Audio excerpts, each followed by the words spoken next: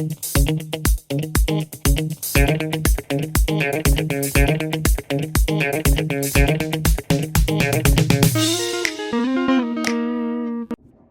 there, it's me again.